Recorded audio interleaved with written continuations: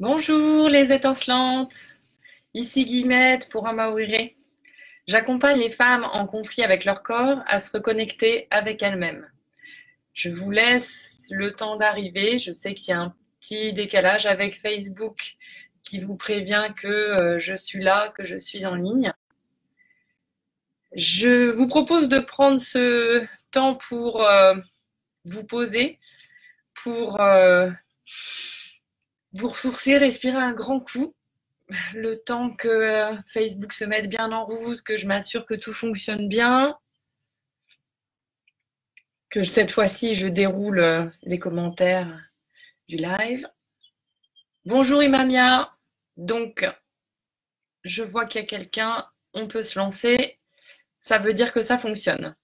La semaine dernière, on avait réfléchi ensemble sur l'intérêt de comprendre le fonctionnement de nos organes féminins, parce que c'est ainsi qu'on pouvait distinguer ce qui était normal ou pas normal, et où on pouvait se rendre compte si on avait un souci, un message à ouvrir ou pas. Bonjour Marie-Dorothée. Aujourd'hui, ce que je vous propose, c'est de revenir sur les symptômes du cycle menstruel. La semaine dernière, je vous avais proposé d'aller regarder un peu plus près en vous appropriant cet outil qu'est le mandala lunaire.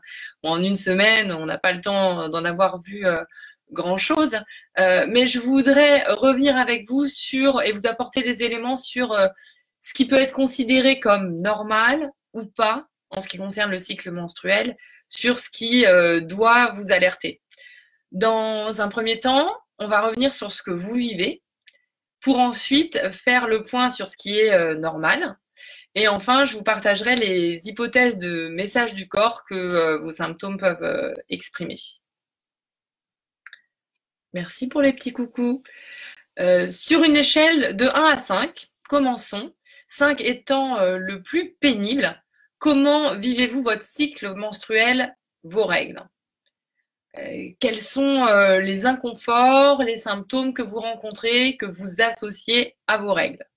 Alors, mettez-moi un petit 1 si ça se passe très bien, comme une lettre à la poste. Un 5 si vous êtes cloué au lit avec des médicaments, parce que franchement, la phase menstruelle, elle vous écrabouille.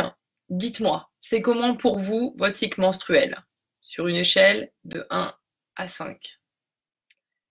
Marie disait la semaine dernière qu'elle sentait ses ovaires, surtout quand ils font mal. Elle avait parlé de symptômes comme sa poitrine qui était douloureuse. Je me souviens que Sophie, elle parlait de maux de tête et de la nécessité de prendre un médicament pour que ça passe. Et vous, quels sont vos symptômes pénibles, handicapants de vos règles? Alors, je déroule cette fois. Alors, beaucoup de nos symptômes, que ce soit la poitrine, les douleurs dans le bas-ventre, les douleurs dans le bas du dos, beaucoup de nos symptômes s'expliquent par une variation hormonale. Hein. On a une explication biologique, on ne peut pas dire qu'il se passe rien à ce moment-là et que c'est sans conséquence, c'est certain. Les hormones, c'est quoi? Les hormones, ce sont des messagères, des substances chimiques en fait qui régulent le fonctionnement du corps, le sommeil et la reproduction. 2 hormones sont à l'origine de notre cycle menstruel et leur équilibre est fondamental pour qu'il soit le moins douloureux possible.